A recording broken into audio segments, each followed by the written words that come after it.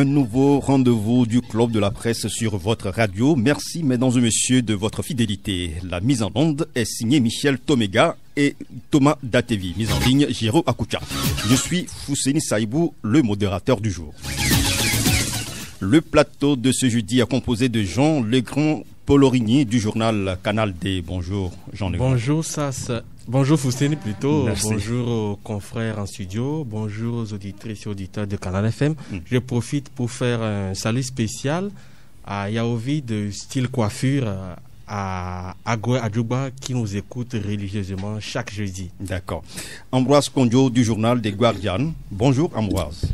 Oui, Fousseni, bonjour. Bonjour les confrères ici présents. Bonjour, chers amis togolais et togolaises. Comme il est de mon habitude de planter le décor, c'est toujours avec amertume que je constate qu'après avoir acheté 600 mégas le vendredi, c'est le dimanche, j'achète encore 600 mégas. Et le mardi, j'achète encore 600 mégas. Et ce matin, encore jeudi, j'achète 600 mégas au lieu de 7 jours ou 6 jours. Ce qui veut dire que j'ai compris que Togocom a décidé de nous escroquer à haute dose avant de tomber dans janvier où l'ARCEP l'attend. Et il faut encourager l'ARCEP à coincer ces deux réseaux de téléphonie, surtout Togocom. Merci Ambroise. Et puis Michel Tchadja de Ouara les vainqueurs. Bonjour Michel. Bonjour Fousseni, un jour nouveau pour nous. Bonjour à tout Canal FM. D'accord. Merci de votre présence dans ce studio. Cette émission est suivie par les populations de toutes les régions du Togo grâce au relais de nos radios partenaires. Radio Lumière à Nehor, Central FM à Sokode, Sama FM à Niamtougou et puis Radio Courtoisie à Dapan.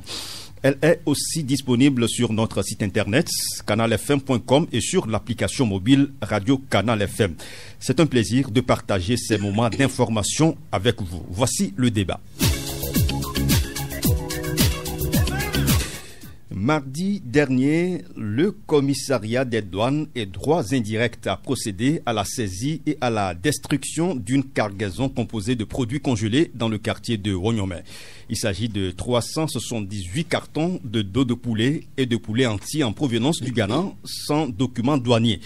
Pour rappel, il y a quelques semaines, un arrêté interministériel avait été pris interdisant l'importation de la volaille en provenance de quelques pays d'Europe à cause de l'apparition dans ces pays d'une nouvelle souche de grippe aviaire. Alors, encore une fois, Michel Tchadja, la vigilance des agents de l'ETR a payé. Ah oui, je pense que tout cela s'est fait avec le concours et la vigilance des responsables de cette institution parce que le ministère de l'Agriculture, de l'Élevage et de la Pêche, et le ministère de la Santé se sont mis ensemble pour protéger les populations en interdisant donc l'importation d'un certain nombre de produits. Et il fallait que les douaniers qui sont donc postés à nos frontières et un peu partout à l'intérieur du pays puissent vraiment jouer leur partition. Félicitations à eux, et ils doivent redoubler d'ardeur parce que les esprits malins, les commerçants véreux ne manquent pas d'ingéniosité pour essayer de dribbler donc ces forces dans le but de se faire beaucoup d'argent au détriment de la santé des Togolais. Et il revient donc à ces douaniers-là de redoubler d'ardeur pour décourager en mettant hors d'état de nuire ces commerçants qui souhaitent, on le voit, en tout cas on le constate, qui souhaitent se faire beaucoup d'argent en ignorant royalement la santé des Togolais. D'accord, merci Michel. À l'annonce de cet arrêté, on se demandait si la rigueur allait être observée dans son application. Alors Jean Legrand Polorigny, cette nouvelle saisie nous donne quand même une réponse. Oui, bien entendu. Vous savez, ces fêtes de fin d'année, les gens ne lésinent pas sur les moyens pour passer de tous côtés pour se faire des rentrées financières. Et il est de bon ton que les services mis en place pour empêcher que les commerçants indélicats progressent dans leurs attitudes vraiment dévastatrices pour la population, soient arrêtés. Et nous saluons cette action des services de douane. Et nous félicitons également le travail de la cellule anticorruption de l'OTR, dirigée par M. Mohamed Assindo, qui fait un travail remarquable au niveau de l'institution. Et il faut que les gens comprennent que ce n'est plus possible de truander tout le monde, de corrompre tout le monde. C'est la corruption qui fait que ces individus mal intentionnés arrivent à leur fin. Mais une fois qu'on est vraiment engagé pour lutter contre la corruption et que les garde-fous sont mis au niveau où il faut que ce soit mis, je vous assure, les sanctions tomberont et nul n'est au-dessus de la loi. Tous ceux qui vont vouloir enfreindre la loi devront assumer les rigueurs et les coûts de cette loi. Donc c'est le lieu de féliciter vraiment cette action des services de douane et de les encourager à mieux faire. Il y a beaucoup plus de choses qui traversent les frontières. Ça, c'est une goutte d'eau dans la mer qu'on vient de prendre. Je crois que si on resserre encore les étaux à plusieurs endroits, tous les jours, je vous dis qu'on va arrêter beaucoup de gens qui pensent que parce qu'ils ont l'onction de plusieurs personnes au-dessus, haut placées, ils peuvent se permettre de n'importe quoi. Merci Jean Legrand. Ambroise, malgré la sensibilisation sur les dangers de ces produits, certains commerçants s'obstinent à faire venir sur le territoire ces produits prohibés. En fait, je crois que cette interdiction ne date pas d'aujourd'hui. Je crois que le ministère de l'Agriculture a très souvent sorti un communiqué pour empêcher ces entrées illicites à travers la direction de l'élevage. Et il y a beaucoup de choses qui ont été faites, notamment la destruction des coquillons d'Inde sur le site d'Agoué et ailleurs, comme ça s'est produit la dernière fois. Ce ministère fait son effort, j'estime. Et je crois que c'est le lieu de saluer l'action de l'OTR qui vient en appui logistique au ministère de l'Agriculture. La direction de l'élevage ne peut pas avoir ses yeux partout, même si administrativement la direction, c'est son rôle de voir si l'arrêté pris par le ministère est respecté. Il y a lieu qu'il y ait une force contraignante qui puisse désobliger les gens à ne pas commettre l'illicite. Et là, je crois qu'il y a tant de produits de contrebande qui entrent, ce qui me renvoie au Nigeria, où le président est obligé de lever la mesure qui a fait plus d'un an, et qui, au lieu de participer à l'éclosion de son économie, dans la durée, est en train encore de nuire l'économie, parce qu'il y a des produits d'importation dont les populations ont besoin. Donc c'est le cas chez nous aussi, et de la même manière, les gens profitent de ces coûts de contrebande pour pouvoir amener d'autres produits illicites. Même des fois, il peut y avoir des armes aussi, il peut y avoir de la drogue, même ce que vous appelez tramadol. C'est pas ces produits, ces contrebandes illicites. Donc, je crois que même les bagages que les titans portent là, il peut y avoir des choses cachées en bas. Et que malheureusement, les services des douanes ne peuvent pas déloger tout.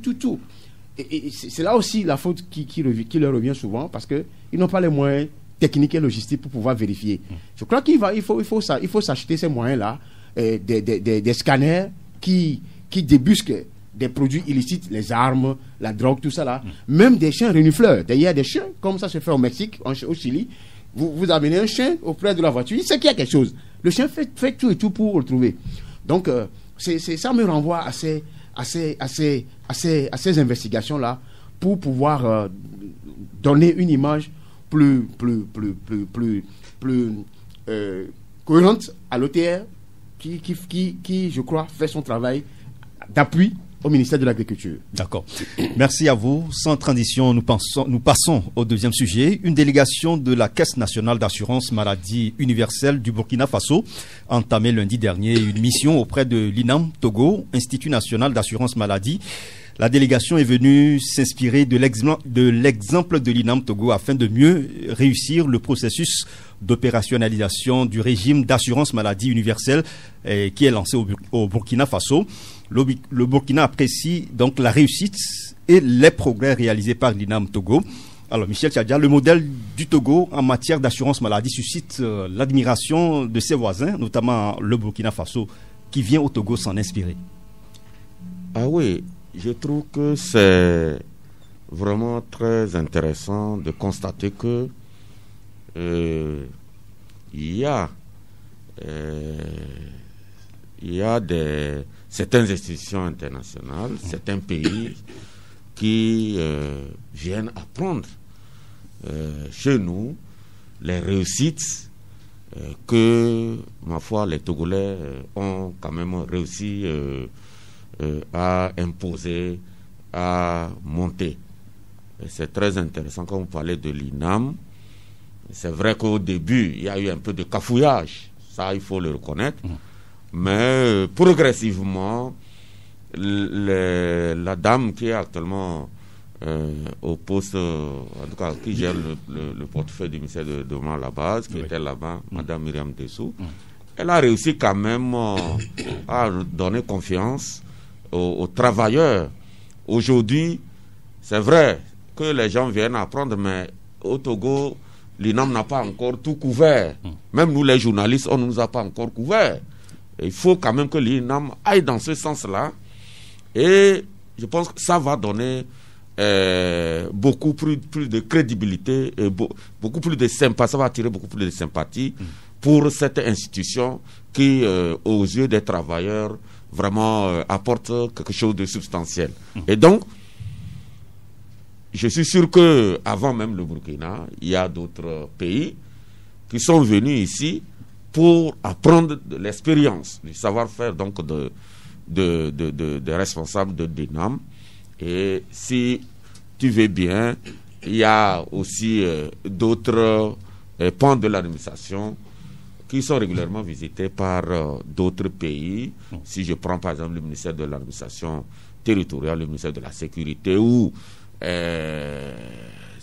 certains officiers ont eu en tout cas à aller vendre leur expérience en matière de sécurité. Donc pour dire que le Togo quand même arrive à forcer l'admiration d'un certain nombre d'institutions de pays, et c'est normal que ces pays-là viennent essayer de puiser ce que nous savons faire de très bien pour relancer ou renforcer eux aussi leur administration. D'accord, merci.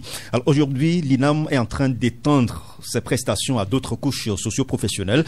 Alors, Jean Legrand, est-ce que c'est cette inclusion-là qui fait le succès de l'INAM? Le succès de l'INAM, déjà, moi je dirais que c'est avec les premiers bénéficiaires.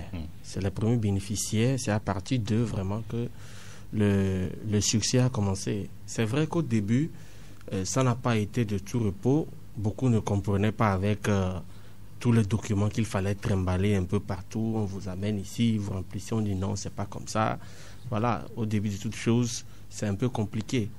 Mais par la suite, les choses sont rentrées dans l'ordre. Et il faut dire qu'aujourd'hui, beaucoup de fonctionnaires bénéficient des produits de l'INAM et vous n'entendez plus beaucoup rouspéter par rapport à ça. Je peux dire déjà que quand on a moins de plaintes par rapport à un produit, c'est que déjà un peu sont satisfaits.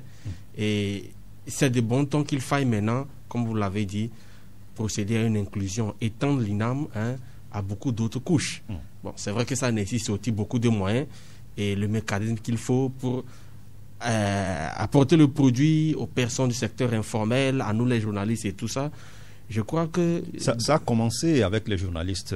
Si je prends le cas du Saint-Gitz, je crois qu'il y a un processus qui est lancé à ce niveau. Voilà, bon, nous espérons que ça va vraiment aboutir, parce que souvent on commence beaucoup de choses, mais il y a toujours des petits blocages à des moments donnés.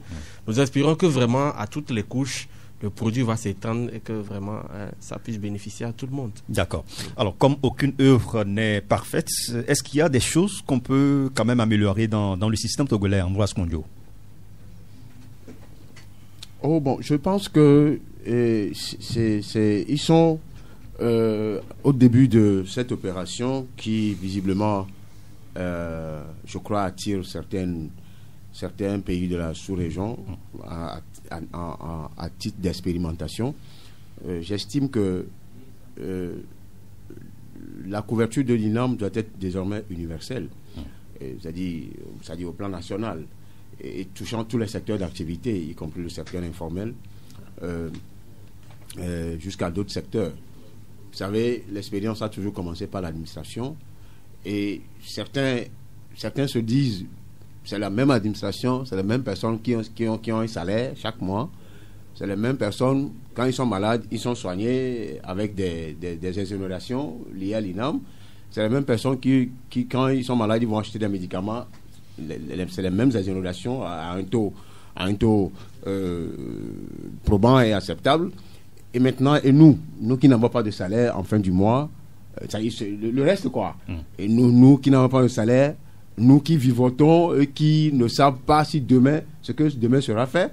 Et quand on va à l'hôpital, c'est de la merde.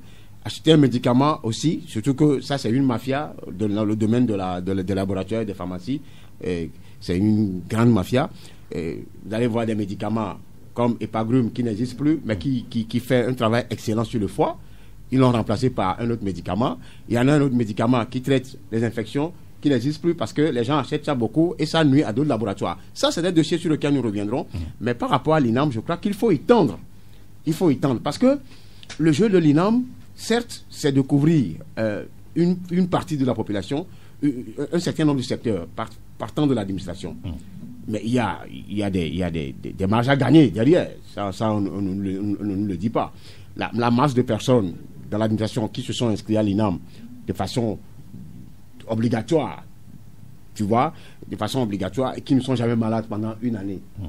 D'accord, le montant à eux payé va servir les autres qui seront certainement de tomber malades.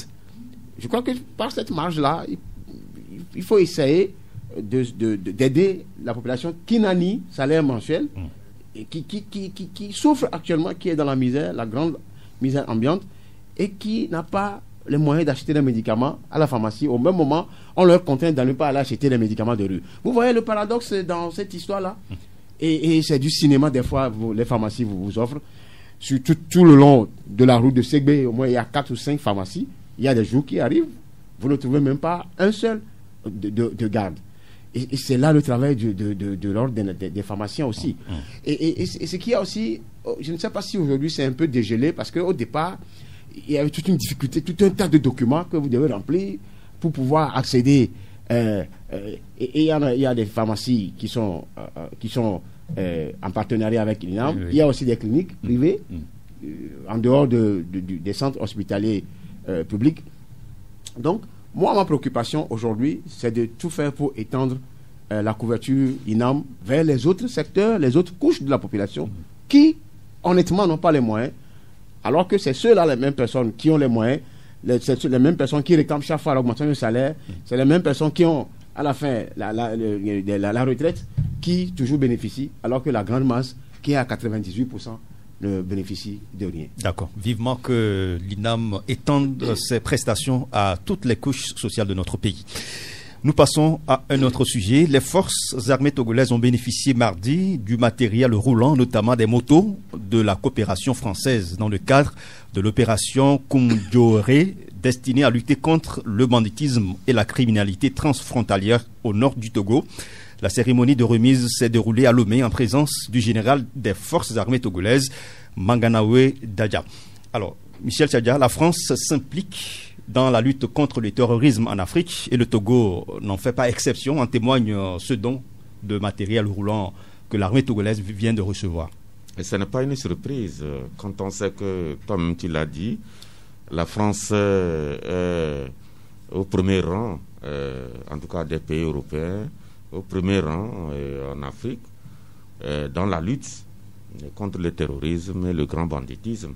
Et c'est dans cette logique que elle a trouvé bon assister, en tout cas matériellement, les forces armées togolaises qui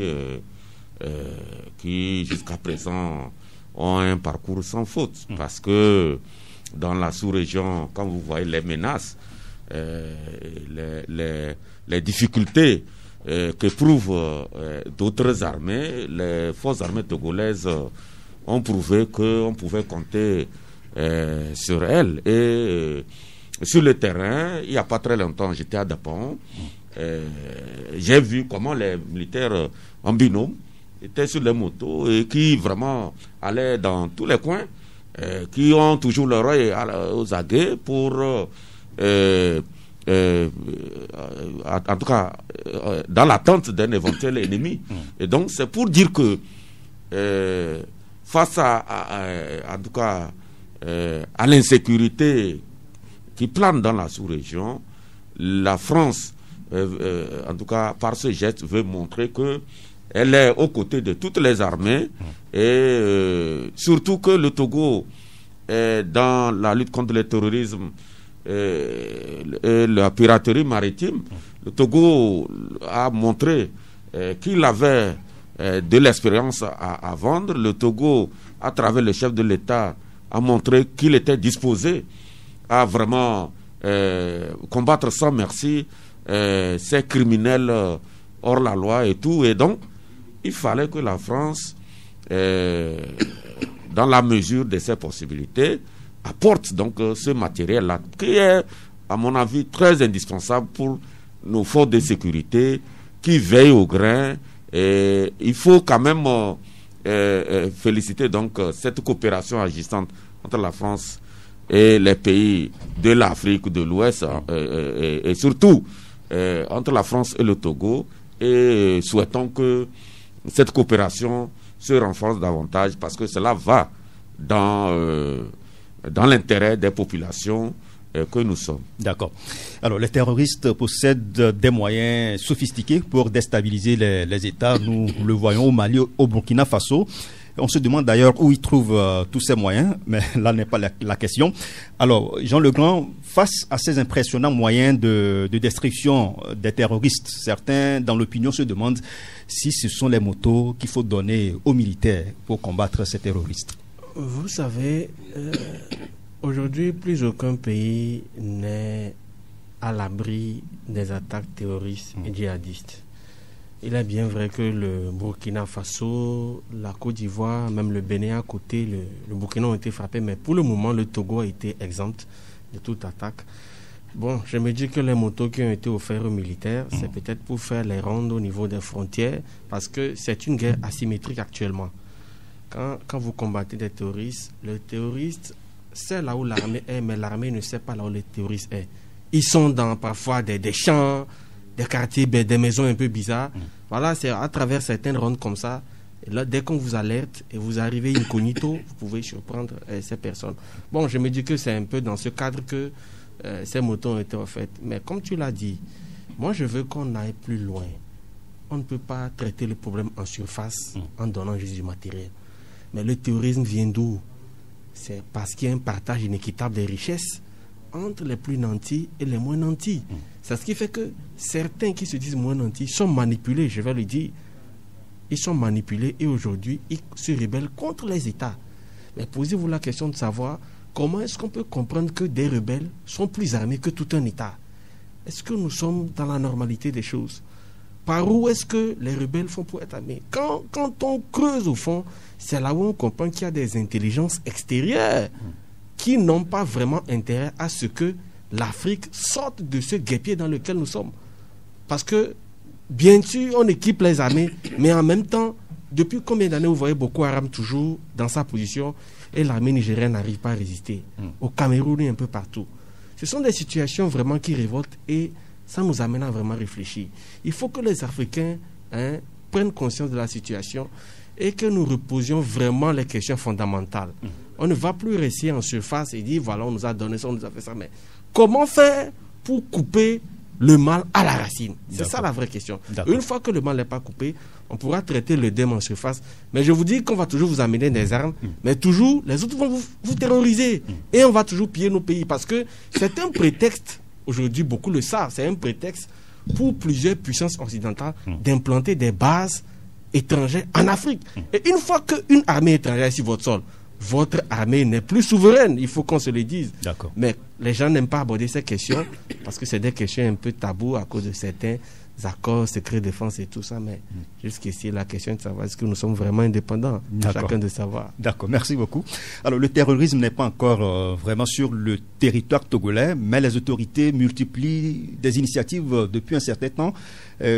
Ambroise, est-ce qu'on peut mettre ces initiatives sur le compte de la prévention? Je crois que je crois que la démarche répond à cet objectif-là, je crois, à mon sens. Mais moi, je voudrais faire une analyse par rapport à ce scénario-là, parce que je me dis que ce dont on aurait pu passer sans faire du bruit. C'est-à-dire que quand on parle de terrorisme, je ne crois pas que c'est le bruit qui lutte contre le terrorisme. Même le fait que les médias internationaux, chaque fois, relaient l'information sur le terrorisme, moi, sincèrement, en communication, je me dis que ce n'est pas important.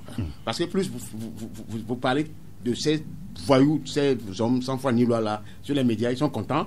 Ils vont encore, comme le cas des fous de Boko Haram qui sont au Nigeria, qui ont encore raflé au moins 300 jeunes filles. 333. Quand j'ai appris ça, j'ai éteint la radio. Parce que je me dis que c'est ça qui les nourrit. C'est-à-dire que, et c'est ça qui les amène à semer la zizanie avec des, comment on appelle ça? Ils prennent les gens en otage et ils demandent des rançons.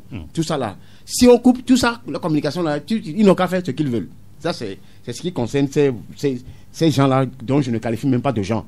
C'est des je ne sais pas. Maintenant, par rapport à la France, moi je n'ai rien contre la France. C'est-à-dire que faire du bruit autour de ça, je ne trouve pas son importance. Pourquoi je dis ça? Parce que, est-ce que c'est pour nous dire que, ok, les terroristes seront bientôt à votre porte? C'est-à-dire que moi, c'est là où se trouve mon inquiétude. Ils peuvent faire don de ces motos-là. Le Togo aussi fait à la France. Il y a beaucoup de choses que le Togo fait à la France et que les gens ne disent pas. Mais à chaque on donne un petit groupe de motos, comment on va l'appeler ça, un nombre de motos, et on vient dire ça. Moi, tout ça là, c'est... Même que la FD fasse quelque chose, on n'en a pas... La Russie fasse quelque chose, on n'en a pas trop besoin de la publicité autour. Mais nous je salue ça, hein. Mais c'est des dons qui peuvent passer inaperçus, quoi. C'est-à-dire que quand ils amènent leurs agents techniques au niveau des forces armées, on nous dit ça aussi. Il y a des gens qui viennent former, il y a des officiers supérieurs de l'armée française qui viennent souvent, des coopérants techniques et militaires qui sont là. Ça, ils ne le disent jamais. Et quand ils vendent aussi des bombes lacrymogènes, tout ça là pour gazer les populations, ça aussi, ils ne le disent pas. Les hélicoptères qu'ils ont vendus, ils ne l'ont jamais dit. Maintenant, on offre une moto, vous criez sur tous les toits. La moto, ça coûte combien? Et moi, mon problème, c'est que j'ai peur. Est-ce qu'ils veulent nous dire que, bon, ok, nous donnons une moto passée, préparez-vous à accueillir des terroristes? Ça, je ne suis pas d'accord. Tout en saluant le geste, c'est un geste qui peut passer inaperçu. Et même communicationnellement, il suffit que les terroristes entendent ça. Ah, donc ils ont offert des motos au Togo pour lutter contre nous. Vous voyez ça? Je ne sais pas ce qu'ils veulent faire, quoi. C'est-à-dire qu'ils peuvent m'en vouloir, je m'en fous. Mais je me dis que ce n'est pas normal. Offrez la moto, parce que le Togo aussi fait beaucoup de choses à la France. Beaucoup de choses. Quand Bolloré ici, c'est à cause de le Togo qui a offert ça. Brasserie, c'est le Togo. Nioto, tout ça là, on sait. Donc, on ne peut pas nous... C'est du cinéma, il ne faut pas nous divertir avec toutes ces choses-là. Merci Ambroise. La France aussi a fait des choses au Togo. Mais offrir une moto pour lutter contre le terrorisme là, ces termes-là, il faut éviter ça sur les médias. D'accord. Michel Tchadia? Non, vous savez, bien avant même la recrudescence même du terrorisme, le Togo, la coopération d'aller dire entre le Togo et la France était au beau fixe. Et donc, le fait de donner les motos, moi, ça ne me pose pas de problème. Parce que ce n'est pas au Togo seul que ça se passe comme ça. La France a aussi apporte son soutien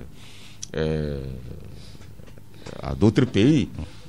Maintenant, si la France donne les armes au Togo, on ne va pas le dire. Ça fait partie des secrets de défense, on ne le dit pas. Mais les motos, pour lutter contre le terrorisme, puisque les autorités même appellent les populations à contribuer dans la lutte même contre ce fléau-là. Et donc, le fait de dire qu'on a donné le moto, ça ne me gêne pas. Mais ce à quoi je voulais en venir, c'est ce que disait mon confrère Polorigny, parce que ces motos-là, comme on l'a dit, c'est destiné à faire des rondes dans les zones frontalières et tout et tout.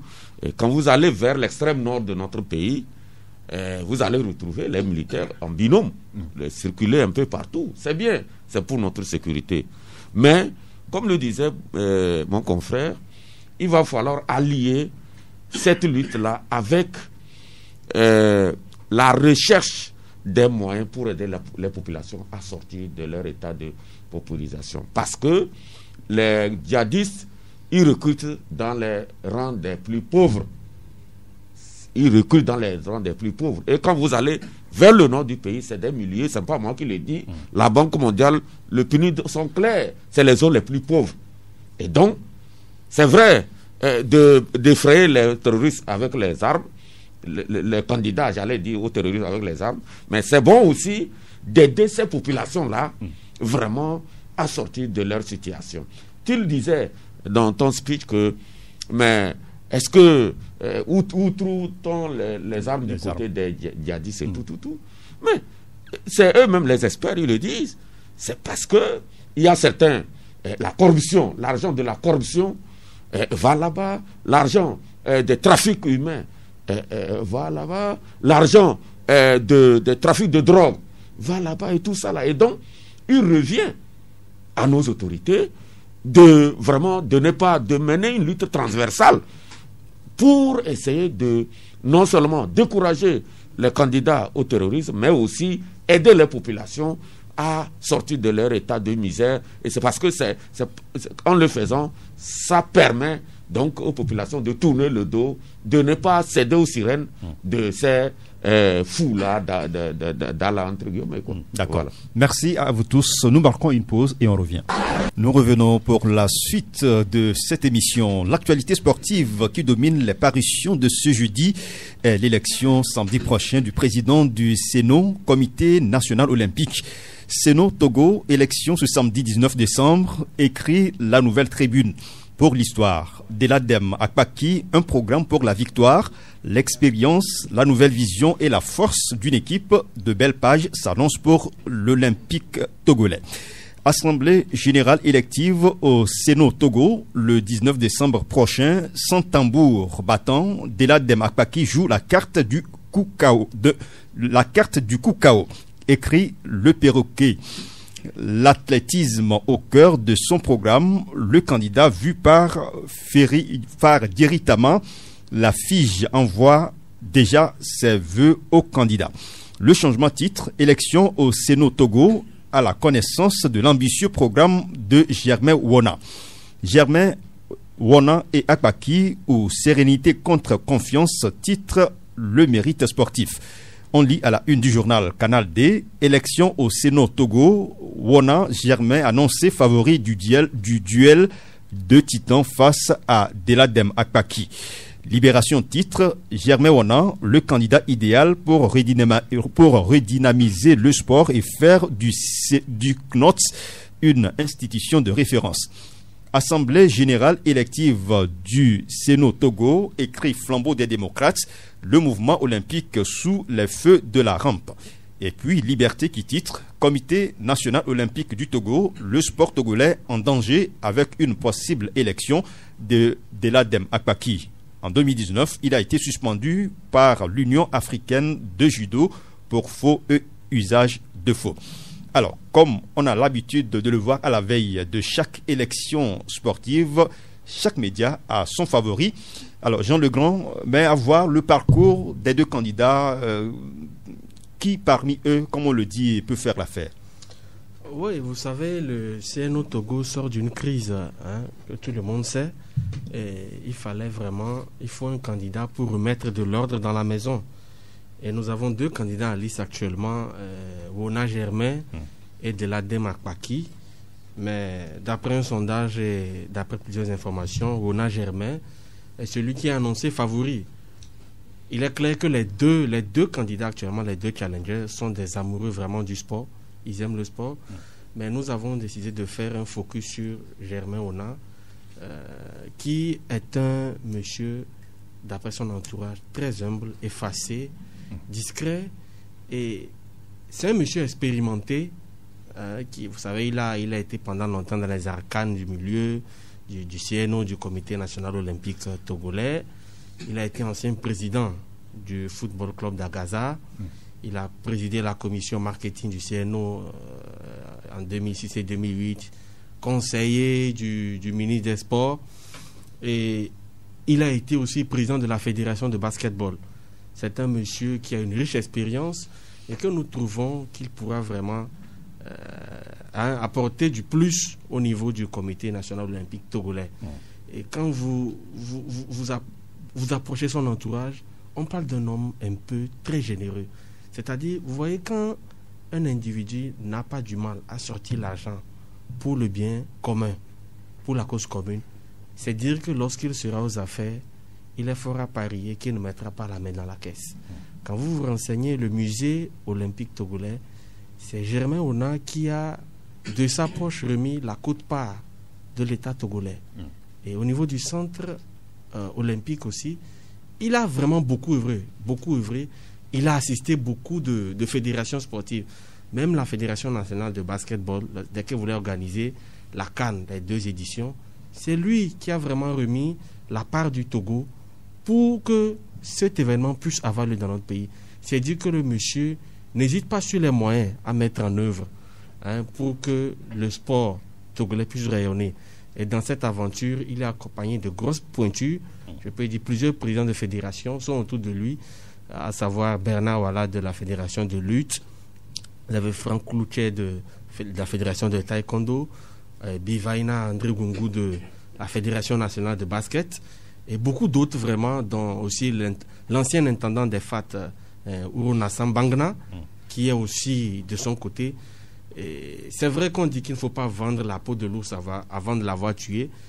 Jusqu'au 19 décembre, au soir du 19 décembre, nous verrons vraiment si l'ambitieux programme de Ona Germain aura eu raison de la confiance et de la sérénité dont fait aussi montre son adversaire Akpaki, qui n'est plus à présenter. Lui aussi, c'est quelqu'un quand même qui aime le sport, président de la fédération de judo, qui a aussi fait ses preuves.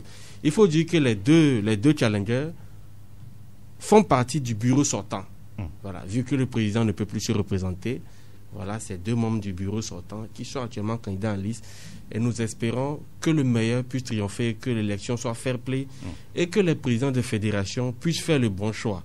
Le bon choix pour que le sport reprenne ses lettres de noblesse dans notre pays. Parce que aujourd'hui, quand vous voyez nos athlètes qui reviennent avec un résultat médiocre, très peu de médailles, ça n'encourage pas et je crois qu'ils feront le bon choix. D'accord.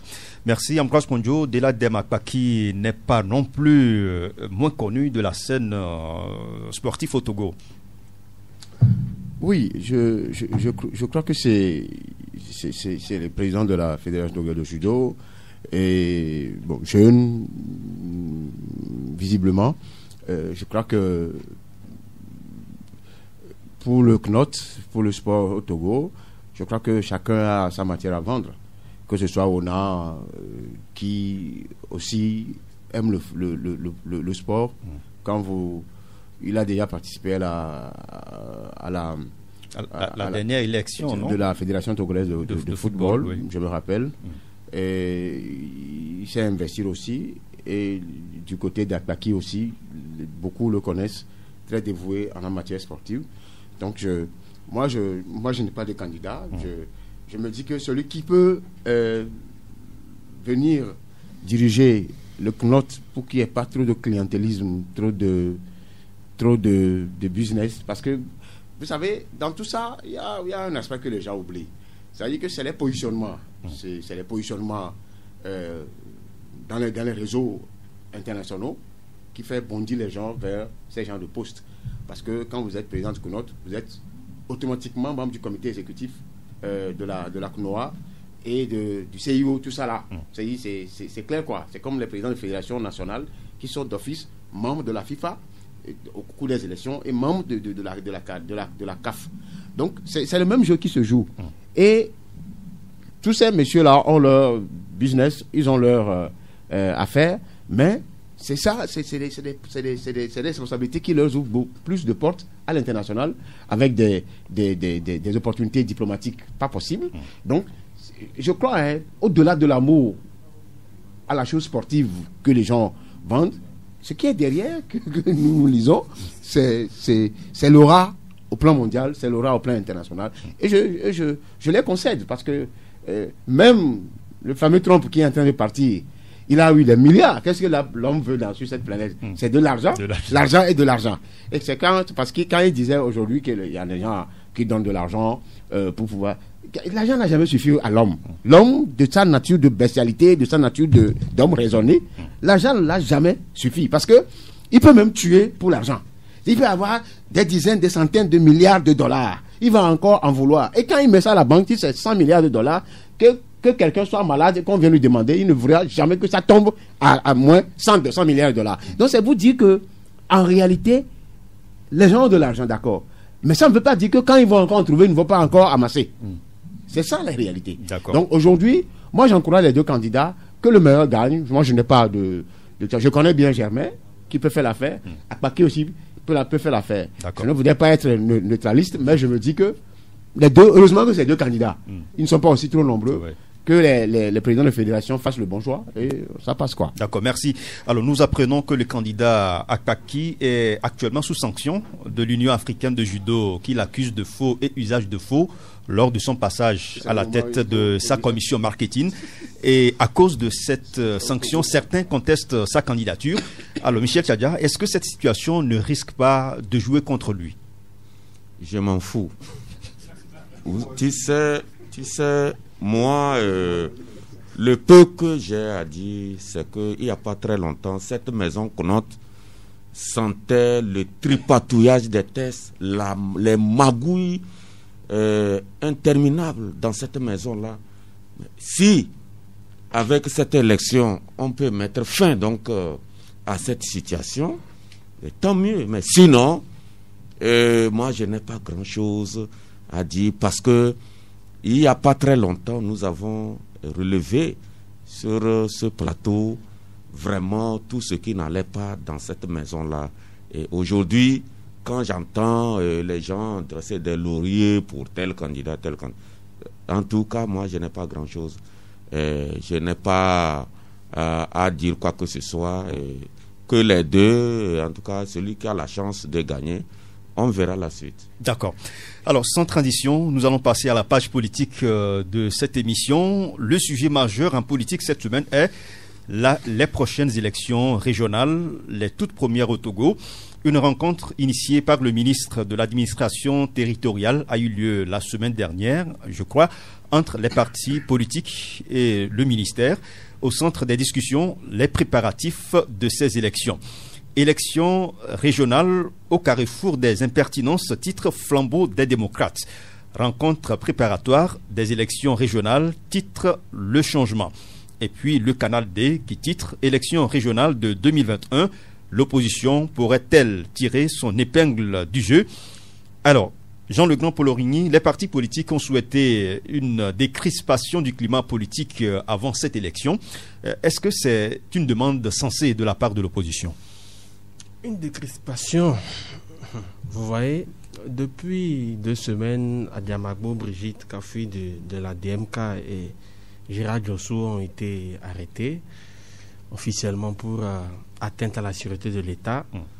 Et à la réunion, beaucoup de leaders de partis politiques ont demandé qu'ils soient mis en liberté parce qu'on ne comprenait pas pour quelles raisons. Jusqu'ici, nous n'avons pas le fond de l'affaire. Pour quelles raisons vraiment ils sont embastillés.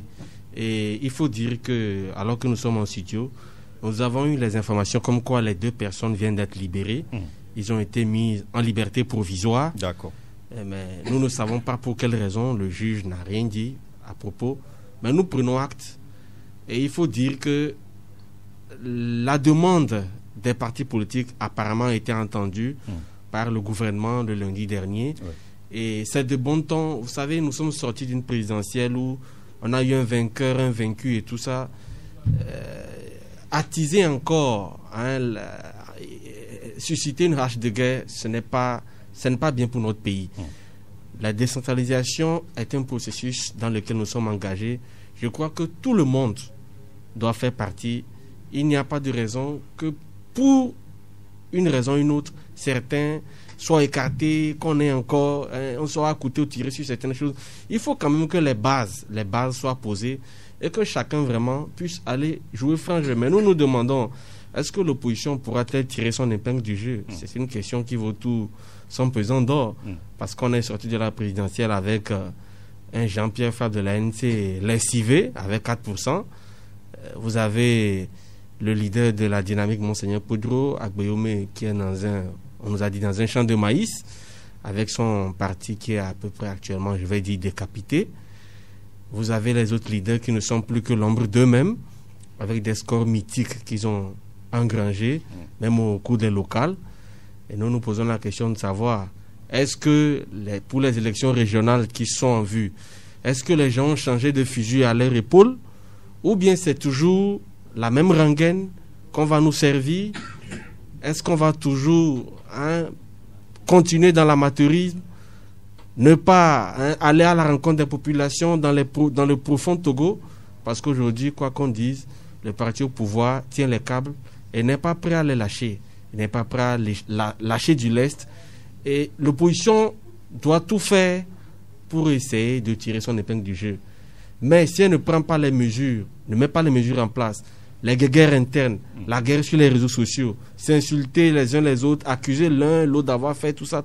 Si ça n'arrête pas, je crains que en 2021, nous ayons encore un même score avec un parti au pouvoir qui aura le boulevard pour avoir le dessus au niveau de toutes les instances de décision, et l'opposition sera encore là à traîner la queue, fera de la figuration. D'accord. Alors, même si le ministère des Droits de l'Homme estime que le Togo ne compte pas de détenus politiques, est-ce que, Ambroise Pondio, le climat n'est pas assez tendu en ce moment avec ces dernières arrestations et le bras de fer entre la dynamique Monseigneur Poudreau et le gouvernement? En fait, le Togo est toujours en crise, que l'on le veuille ou non. Quand on parle de crise, il y a des crises ouvertes, il y a des crises silencieuses, des crises latentes. Nous sommes dans une crise latente et une paix précaire, parce qu'on ne sait pas à quand ça va exploser, ça va commencer. Parce que quand ça donne l'air d'être calme là, c'est plutôt le calme de la haute mer. Et quand les vagues vont commencer à quitter leur lit, c'est le tsunami. Donc, moi, je ne souhaiterais pas qu'on en arrive là. C'est-à-dire que le régime en place n'avait pas besoin d'aller jusqu'à prendre une femme qui n'a pas d'armes chez elle à la maison. Les armes se retrouvent dans un papier, si je comprends bien. C'est-à-dire les armes, on a lu peut-être qu'il y a Kalachnikov, on a écrit Kalachnikov sur noir et blanc, comme dans mon on l'écrit souvent dans nos journaux, on l'a retrouvé dans la chambre. Je ne sais pas si les Kalachnikov là qui sont retrouvés sur les papiers là, je ne sais pas comment dire. C'est-à-dire qu'avec ça, on peut aller faire un coup d'État ou on peut aller déstabiliser. Je ne comprends pas. Mais que le procureur vienne éclairer les Togolais, quoi. Parce que quand on fonctionne comme ça, un juriste, un homme de droit fonctionne comme ça, ça donne la nausée à ceux-là qui veulent embrasser la carrière de droit. Parce que tu as beau faire toute ta carrière de droit, mais le reste, c'est ta personnalité qui compte. Demain, les gens te jugeront. Tu iras à la retraite et tu seras seul dans ton coin. C'est-à-dire que quand même on te donne une mission, si c'est une mission commandée, entre griffes, mais essaie quand même d'être toi-même. Essaie de faire le travail de magistrat. Parce qu'un magistrat, ce n'est pas n'importe qui. Un magistrat, c'est au moins un bac plus 5 et plus, un bac plus 6, plus 3, et plus 7. Mais et quand on a des procureurs au Mexique, aux États-Unis qui fonctionnent, et quand tu entends, tu es content. C'est-à-dire, tu es fier, tu veux même devenir magistrat ou tu veux devenir juge. Mais chez nous, ça n'inspire pas. Mais on prend des gens et on viole toute la procédure pénale qui conduit à ce qu'on garde à vue des gens. On vous dira que c'est par rapport à la déstabilisation. D'accord. Et on prolonge jusqu'à 3 semaines. Finalement, on signe un mandat de dépôt qui n'est pas aussi exécuté et après on en prend. Moi, je savais qu'on va le libérer. Parce qu'on prend des hommes politiques déposés en prison. Quel intérêt vous avez? Qu'est-ce que vous gagnez? Donc moi, je crois que du haut de son fauteuil présidentiel, et que les gens voient Faure Gnassingbé comme étant un président, il est calme. C'est parce que la personne est calme de loin à la télévision, vous voyez, qui n'est pas au fond, est dangereux. Tu vois? Donc, tout ce qui se dit à l'extérieur, c'est que on le voit comme ça, mais que le président est dangereux. Qu'il évite qu'on l'étiquette de ce nom-là. Parce qu'on ne peut pas prendre quelqu'un qui est professeur d'université, s'il prend des armes D'accord, on concède. Une professeure d'université, la seule militante de droits de l'homme qui est au front, il y en a, mais qui est au front, qui est la seule femme battante qui est au devant des forces politiques de l'opposition. Vous la menez en prison, qu'est-ce que vous gagnez? Mais demain, Fort aussi va partir un jour. Et là, c'est les gens qui vont en juger. C'est ça qui me ramène, je ne parle pas du juge d'instruction, qui me ramène à la question du procureur. Est-ce qu'il est conscient, consciencieusement, est-ce qu'il est conscient du jeu qu'il joue au Togo dans des dossiers politiques? Alors que des gens ont volé des milliards, 26 milliards, 600 millions, des gens ont volé des milliards. Il ne dit rien. Et quand les gens disent ça, il n'entend pas. Ça ne lui dit rien, il a des enfants. D'accord, merci Ambroise Mondio. Revenons à ces élections régionales. Voilà les vainqueurs qui écrit rencontre du ministre Paya Douabou-Kwesi avec les acteurs politiques, l'organisation des élections régionales au cœur des échanges. Alors Michel Tchadia, s'il faut aller à ces élections, quel est le minimum à mettre en place en termes de conditions? Mais c'est entre les acteurs politiques. Ce n'est pas moi qui vais fixer les conditions qui, en tout cas, doivent être déployées d'abord avant d'aller à ces élections. Quand vous analysez un peu la situation politique actuelle, est-ce que tout est prêt pour qu'on aille à ces élections? Non, pourquoi pas? Ce que je constate, c'est que après la présidentielle de février dernier, c'est que l'opposition vraiment est dans une situation pitoyable, pas par la faute du pouvoir, mais par la faute de ses propres dirigeants. Parce que vous avez vu comment ils sont lessivés proprement. La C14 qui est devenue C0 aujourd'hui. Des gens qui, pendant longtemps, lorsque vous saluez quelqu'un de pouvoir, on vous surprend, on déclenche l'intifada contre vous. Il faut vous lapider, vous êtes acheté, vous êtes vendu. Au même moment, c'est des gens qui traversaient la frontière pour prendre $20 000 pour fêter Noël pendant que leurs militants sont en prison, sont bastonnés, et ils vont prendre $20 000 pour fêter Noël. Alors que les Togolais dans la manger n'avaient rien, nous on n'avait rien. Vous voyez, ces gens-là, vous les faites confiance. C'est des gens qui ont pris des sachets d'argent chez Alassane Ouattara, alors que au même moment, ils étaient en train d'insulter et de vilipender ces derniers. Donc, quand vous voyez ces gens-là comme ça, et vous pensez que vous pouvez compter sur eux, mais c'est peut-être que Dieu, vous savez, Dieu va peut-être nous créer une autre opposition. Si c'est celle qu'on a actuellement, vraiment, c'est regrettable. Mais dans tous les cas, le gouvernement a joué sa partition en les convoquant, en tout cas en les invitant, j'allais dire, pour discuter de conditions de participation à ces élections-là. Il revient à eux de savoir dans la position où ils sont, est-ce que ils vont quand même pouvoir aller... Parce que là, quand vous observez, c'est que il risque d'avoir beaucoup d'absence, en tout cas de démission, des gens qui ne vont pas, qui vont appeler au boycott parce qu'ils sont sûrs qu'ils seront vraiment corrigés proprement sur le terrain. Donc, ils vont se cacher derrière le boycott et tout. Sinon, actuellement, l'opposition en lambeau, ce n'est pas la peine. D'accord. Alors, Jean Legrand, nous avons eu des élections législatives, nous avons eu des élections locales. Aujourd'hui, on nous parle des élections régionales. Est-ce que c'est quand même important, cette élection pour le pays? Oui, c'est important parce que vous savez, avec la nouvelle loi de la décentralisation, les régions sont des entités morales avec des conseillers régionaux qui après vont élire les sénateurs. Voilà, et donc c'est en quelque sorte le parachèvement du processus que nous avons commencé depuis. Et après les locales, il est de bon ton que nous aboutissions à ces régionales. Et il faut mettre les conditions en place parce que la décentralisation a été appelée depuis longtemps par les partenaires politiques et tout le monde. Voilà qu'actuellement nous avons commencé. Il est bien vrai que tout le monde n'a pas été content de la manière dont les choses ont été faites. Les politiques n'ont pas été tous unanimes, mais nous sommes déjà rentrés dedans. Je crois qu'il faut continuer et parachever ce que nous avons commencé pour que nous puissions aussi avancer et qu'il y ait vraiment une émulsion d'énergie. D'accord. Ambroise Mondio, le sénatorial, c'est quand même un terme un peu étranger, si on peut le dire, au Togolais.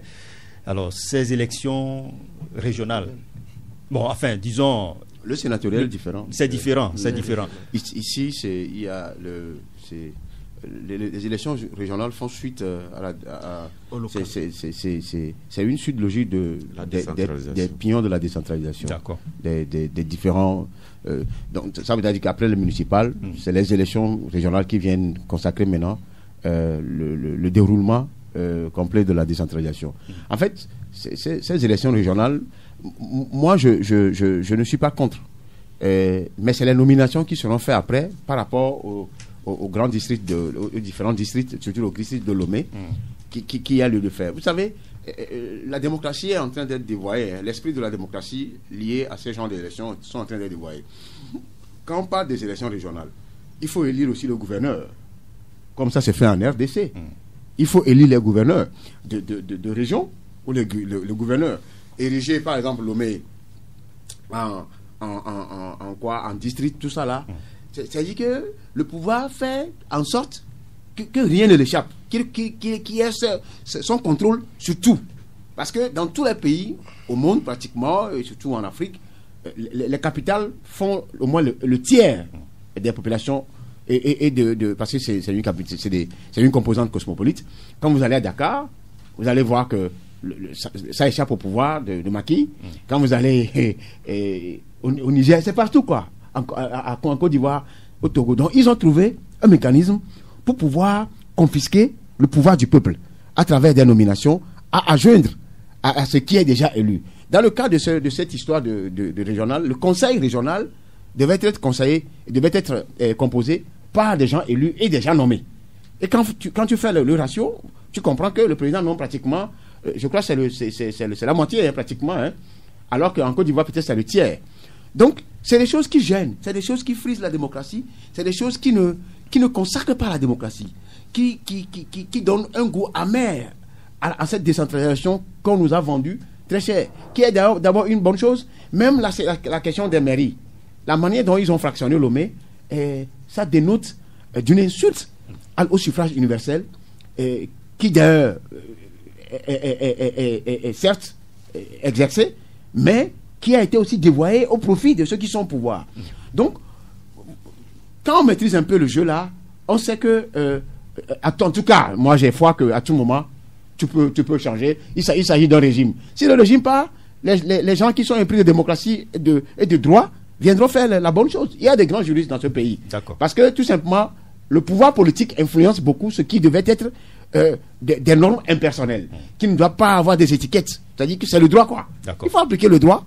Et ce qui est courant Merci. dans les pays où la démocratie marche comme la France, il faut y aller. Merci Ambroise, nous marquons une pause. Nous revenons pour la dernière partie de cette émission. Alors pour éclairer un peu les auditeurs, Michel Tchadia, il y a les élections régionales, mais il y a aussi une élection que le Togo attend, les élections des sénateurs. Oui, élections sénatoriales. Je pense que c'est prévu par la Constitution. Et donc ces élections, vivement aussi, elles vont être sûrement organisées aussi après les régionales. Oui. D'accord. Merci pour ces précisions. Nous allons ouvrir la ligne aux auditeurs. 22 21 33 74 22 20 19 68. Il y a déjà un auditeur en ligne. Allô? Allô? Allô?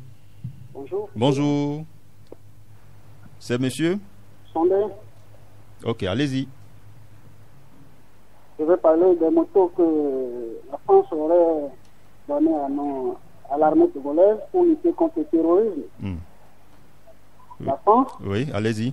c'est un État, je ne sais comment le qualifier, très sanguinaire, vu qu'au Nigeria, une enquête de la BBC a révélé qu'en 2010, les 60% des armes utilisées par Boko Haram sont identifiées étant françaises.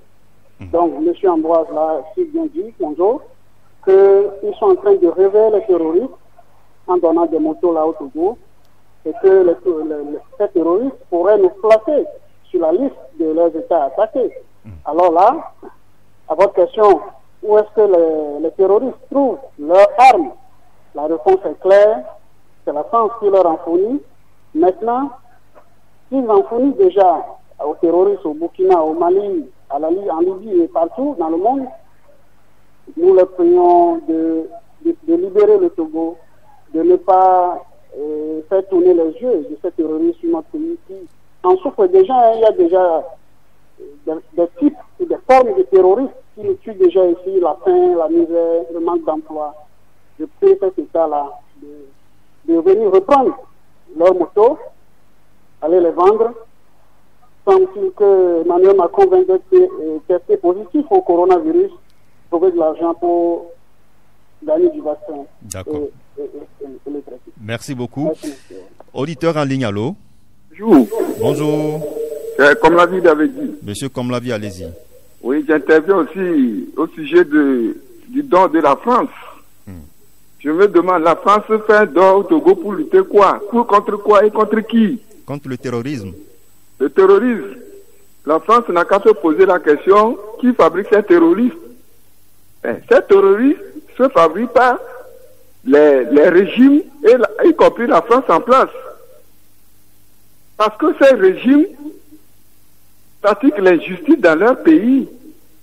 Il y a de la corruption partout en Afrique, le détournement, et les sociétés civiles, les gens crient partout qu'il y a de détournement de la justice. La France se tait. Et c'est les armes qu'il fournit à ces pays. Plutôt, la France devait aider ces pays à lutter contre l'injustice dans les pays africains.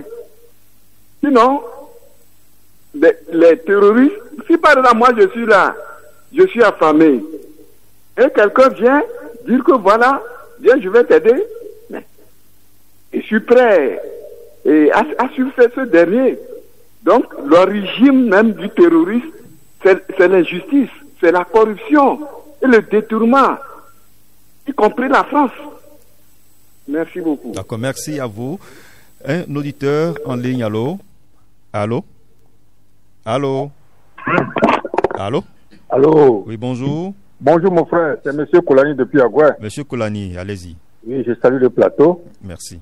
M. Djadja dit quelque chose qui est très intéressant pour les opposants togolais. On se pose la question si vraiment Dieu ne va pas descendre. L'aubaine qu'on a eu le 22 février passé, tous les opposants qui étaient aux élections savaient bien qu'une personne doit gagner. Et quand les gens ont vu le taux de participation des Togolais, même ceux qui n'ont pas été devaient savoir qu'il faut chercher la vérité des unes du moins. Mais l'opposition n'a pas eu la chance là, cette aubaine, de le faire. Et maintenant, pas des élections, ils veulent aller. Avec quelle population? La population a besoin quand même de la vérité des unes. La population veut bien aller choisir ses élus dans les unes. Mais quand vous allez dans les unes, et ce n'est pas ça qui sort, vous pensez que la population là est bête, surtout au moment de cette lumière? Et puis pour finir là, la France là, les motos qu'on a montées sur la TVT là, l'argent que nos collègues volent là, sur la tête de nos amis, ne peut pas payer ces motos. Mais il ne faut pas que la France nous prenne comme des marionnettes. Et surtout, nos dirigeants, il ne faut pas qu'ils présentent ça à la télé. Il faut cacher des choses comme ça. Ça, c'est pour nous ridiculiser. Quand Achadam était sorti avec la C14 là, on a posé la question à Macron. Il a dit on ne peut pas chercher le chef de l'État, il doit finir. Et ne pensez pas que vous êtes majoritaire, il faut aller dans les unes. Finalement, après les unes, il a refusé de nous aider pour voir la vérité des unes. Et aujourd'hui, il nous envoie les motos pour traquer qui? Peut-être les Français sur la tête de nos aïeux. Merci pour votre chaîne. Merci, M. Kolani. Allô? Oui, bonjour. Bonjour. C'est Komi. Monsieur Komi, allez-y. J'aimerais intervenir sur les dons et puis l'élection CNO. D'accord.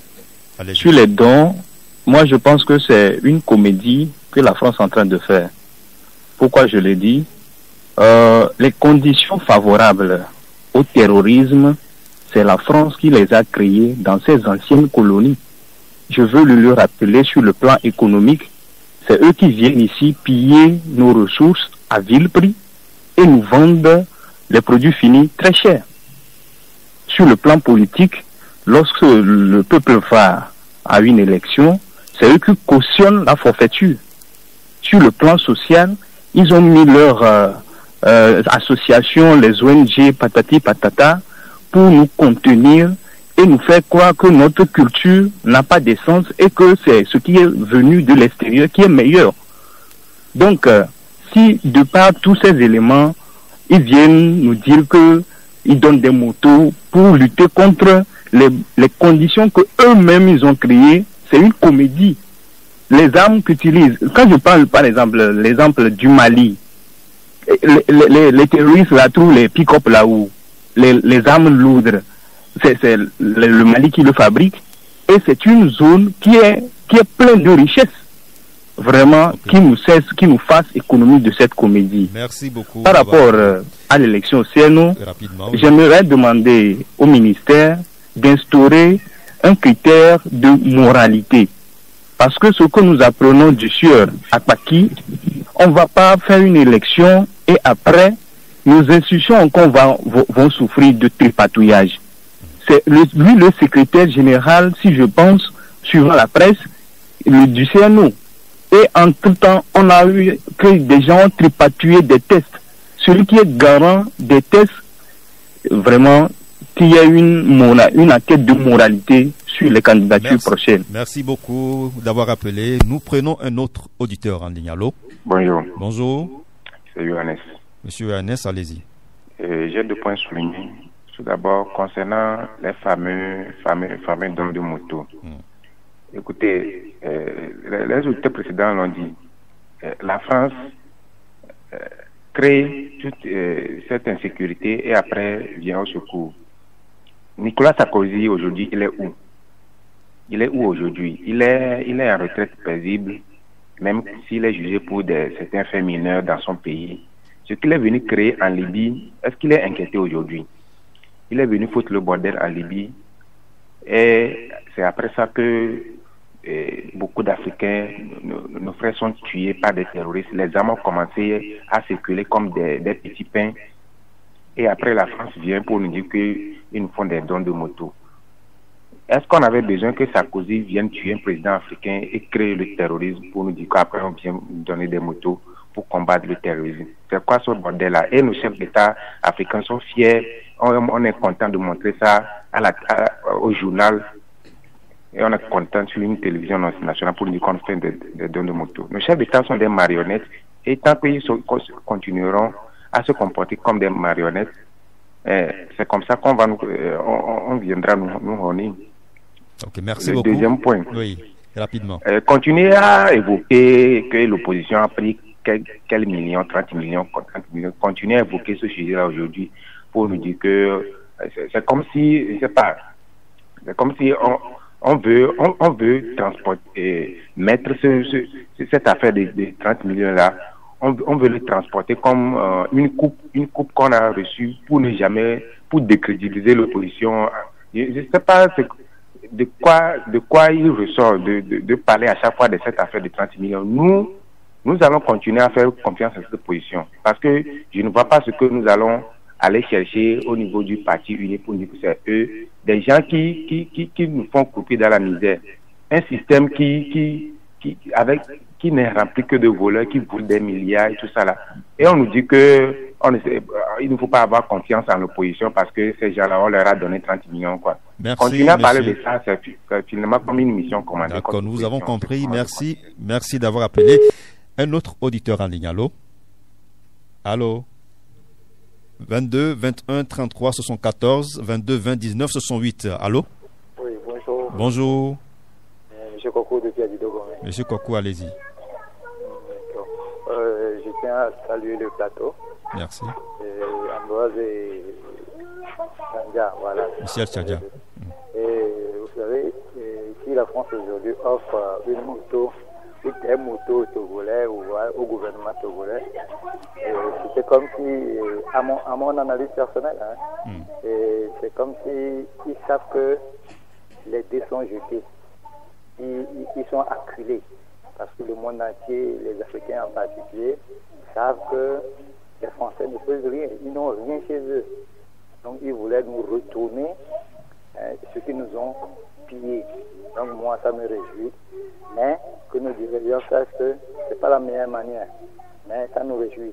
Nous voulons seulement rentrer dans nos fonds, comme je peux le dire.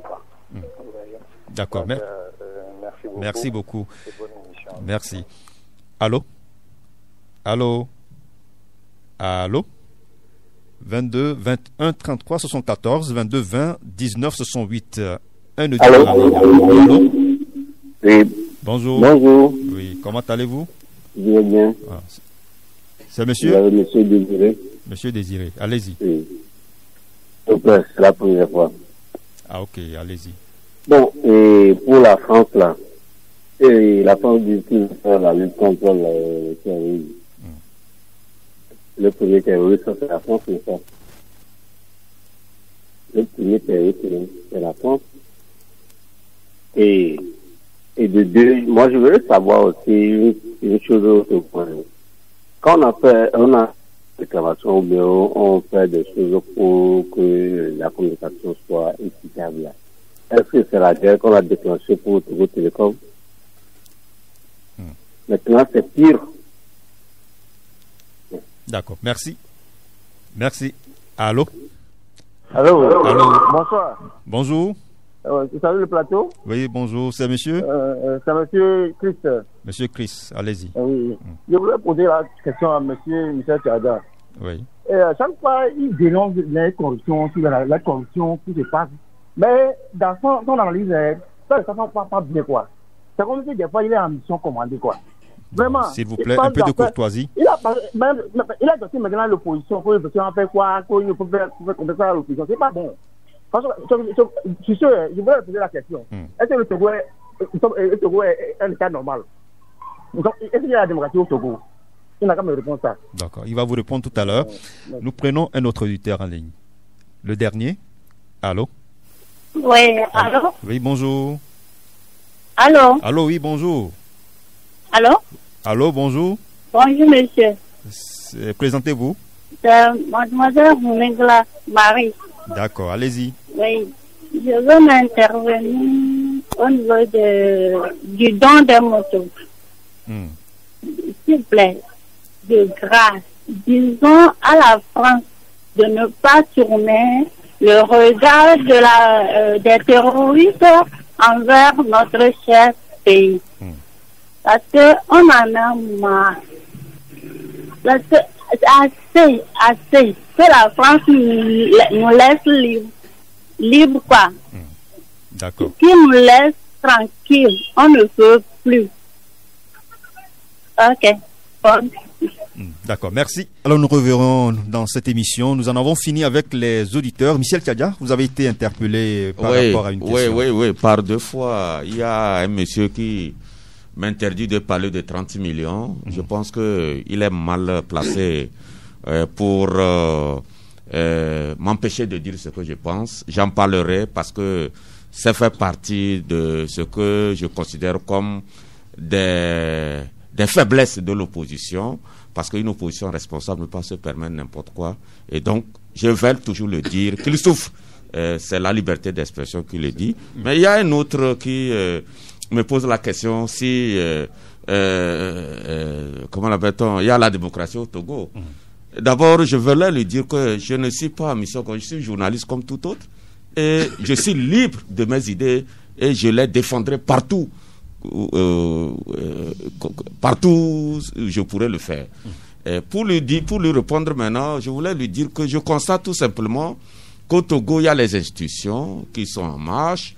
Les Togolais renouvellent régulièrement à travers des élections libres, démocratiques et transparentes leurs dirigeants. Mais maintenant, c'est à lui de voir si réellement il y a démocratie ou pas. D'accord, merci Michel Tchada.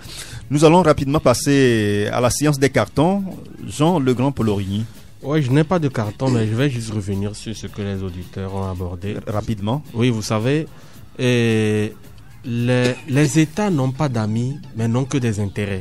Je crois qu'on doit dépasser l'étape de dénonciation pour aller aux actions. La France ne fera pas les beaux yeux pour nous. Il revient à nos États eux-mêmes de mettre les mesures en place, les moyens, pour contrecarrer les actions de terrorisme et tout ça. Une fois que nous-mêmes, nous nous mettons bas, nous nous qualifions de pays sous-développés, vous vous humiliez, on va vous donner des motos. C'est honteux pour qu'on nous donne des motos, mais du moment où les Africains ne vont pas s'unir, vont continuer à être divisés par rapport à l'Occident, l'Occident aura toujours le dessus sur nous. Merci Jean Legrand. Ambroise Pondio, carton. Carton, je n'en ai pas, mais je voudrais juste un carton. Un carton, voilà. Je suis revenu. La dame qui vient d'appeler. Je voudrais les encourager à. C'est une dame qui est dépassée. C'est des gens qui n'ont que faire de ce que nous faisons ici. Mais elles nous suivent. Leur préoccupation, c'est soit dans leurs ateliers ou dans leurs trucs là. Mais elle a jugé bon d'appeler, tout simplement pour dénoncer. Nous, la France aussi, nous fait beaucoup de choses. Ça, on le sait. Les formations que les gens font en France, tout ça, c'est bon. D'accord. Mais qui est un partenariat gagnant-gagnant entre la France et les pays africains. Et que nos dirigeants ne soient plus à la botte de cette puissance, de cette ancienne puissance coloniale. D'accord. Et le carton vert, c'est à la dame qui a appelé. Carton vert. Merci. Michel Tchadia, carton. Non, j'aime pas de carton, mais je voulais rappeler tout simplement que... Et rapidement. Oui. Cette haine que les gens ont vers la France, je pense, elle est inexplicable parce que si nous avons des difficultés, moi je pense qu'il faut s'en prendre à nos dirigeants parce que le bonheur, ça aide de nous donner le bonheur, c'est pas la France. Merci Michel Tchadia. Club de la presse, c'est fini pour ce jeudi. Nous avons été heureux de vous la présenter avec l'ensemble des confrères présents autour de cette table. Jean Legrand Paul-Origny du journal Canal D, Ambroise Kondjo du journal des Guardians et Michel Tchadia de Ouara les Vainqueurs. La troisième mi-temps de ce jeudi est sponsorisée par un fidèle auditeur, un compatriote vivant aux États-Unis d'Amérique. Merci à lui de penser à chaque fois au Club de la presse. Nous allons la déguster avec beaucoup de plaisir. La technique a été assurée par Michel Tomega et Thomas Datevi. Vous avez la possibilité de vivre cette émission en vidéo via notre chaîne YouTube et c'est grâce à Géro Akoucha. Je suis Fousseni Saïbou. Sas Innocent Gao vous retrouve demain à 11h.